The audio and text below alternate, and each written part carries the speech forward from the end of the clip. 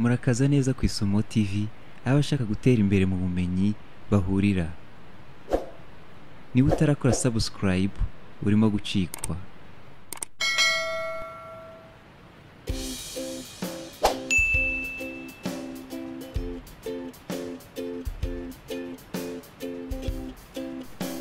Bakunzi b'Isomo TV muraho.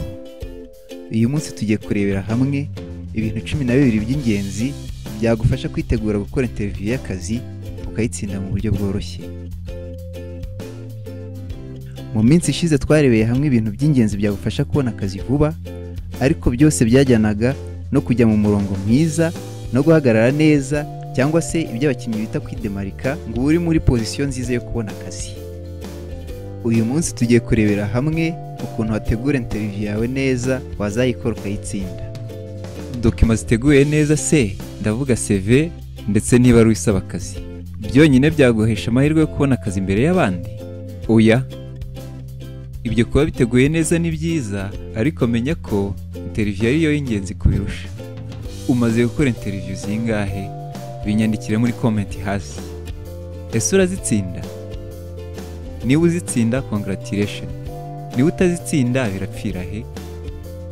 Kurikirana iyi video yose irasoza umaze kunguka byinshi byagufasha, maze iz'ubutaha ukazazitsinda ku buryo bworoshye cyane.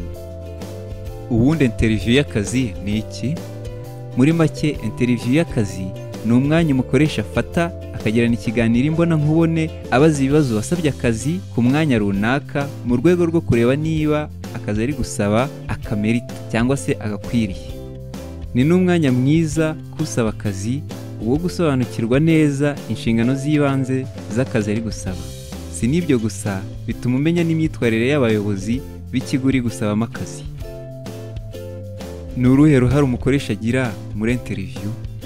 Umuyobozi w'ikigo cyangwa se umuhagarariye, iyo inshingano z'akazi ari gushakira umukozi azisobanukiwe neza, ashobora kwitegurira ibibazo azabaza muri interview. Iyo zirimo ibyo atazi neza, ategura ikipe y'abantu bari hagati ya 2 na 5 basobanukiwe neza iby'inshingano z'ako kazi, akaba aribo bategura ibibazo bazabaza.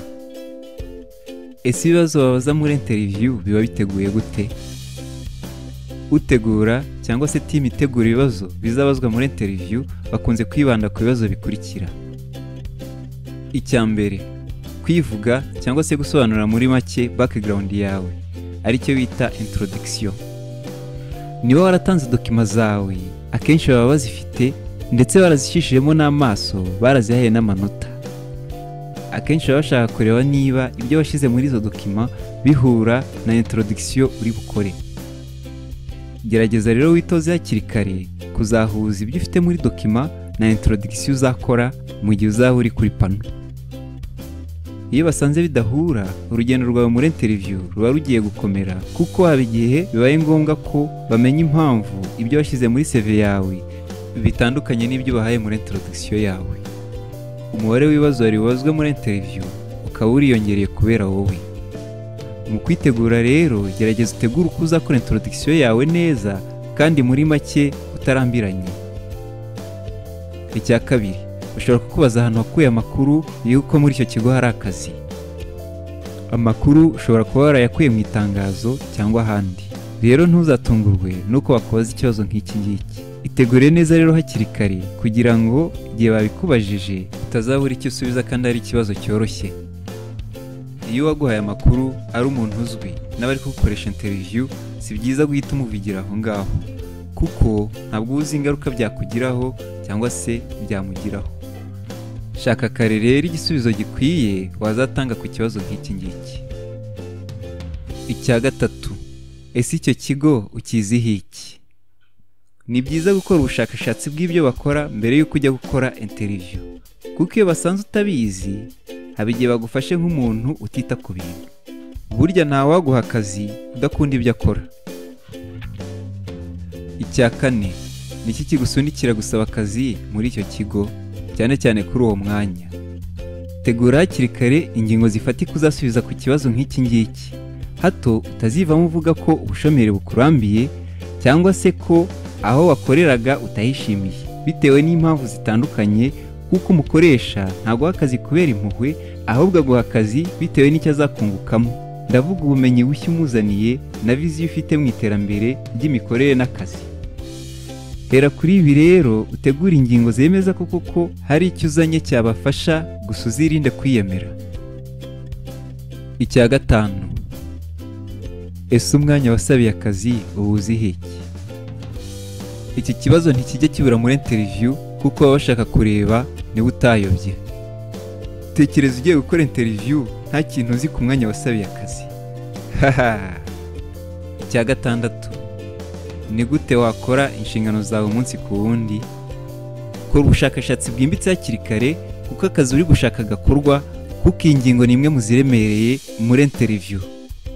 Niyo waba uri mushya utarakoze ku mwanya nk'uwo, nta kundi wamenya uko ako kazi gakorwa udakoze ubushakashatsi. Ihugure rero hakiri kare kugira ngo utazavunika muri interview. Icya karindwi, ni ibihe bibazo ushobora guhura nabyo mu kazi? Ese ni gute wabyitwaramo? Iki kibazo akenshi kiba gishamikiye ku cyo tumaze kuvuga hejuru. Gerageza ukore ubushakashatsi umenye ku bibazo ushobora guhura nabyo mu kazi ndetse n'ukuntu wabikemura, kuko uko uzabisobanura neza nibyo bizagaragaza ko ushoboye. Icya munani, ni bande mwakorana mu kazi kugira ngo inshingano zawe zigerweho neza? Niba akazi uri gusaba gasaba ko ukorana n'abandi bantu, gerageza umenye abaribo hakiri kare kugira ngo niba wakojeje ikibazo nk'iki ngiki umenye uko wagisobanura.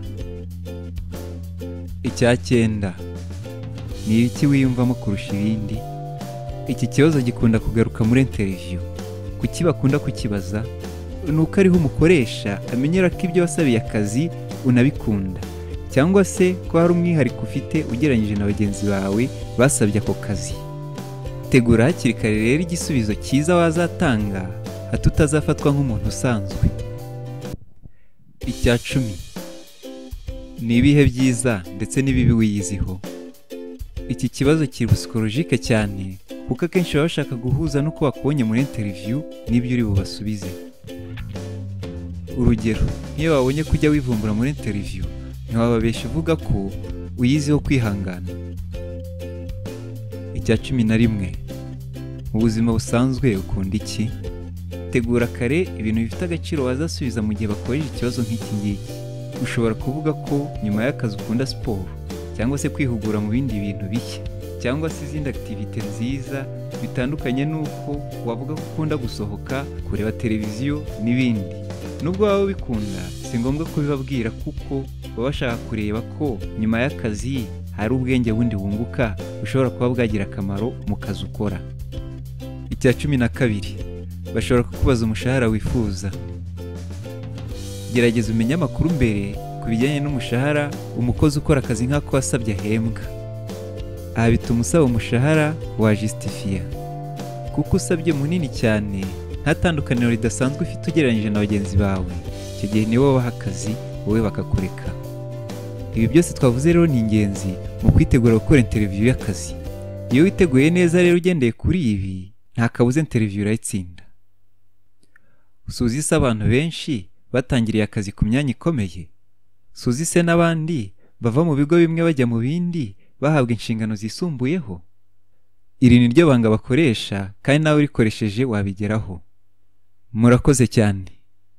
Bakunzi b'Isumo TV, tuyifurije kujya muhaha mukaronka, mwashaka akazi mukakabona, mwanakabona mukagakora neza. Niba hari icyo bigufashije, tubwire icyo wungutse hasi muri comment. Kandi niba hari n'icyo twibagiwe, nacyo wagishyira muri comment hasi. Mukunzi wacu, inkunga yawe ni ingenzi mu kubaka uru rubuga. Niyo mpamvu dukomeje kubasaba gukora subscribe, mukanda no kukazogera, kugira ngo ibiganiro byacu bijye bibageraho mu ba mbere. Kandi niba waryohewe n'iki cyegeranyo, kora like, ubisangize na bagenzi bawe ukora share. Murakoze cyane, Imana ibarinde.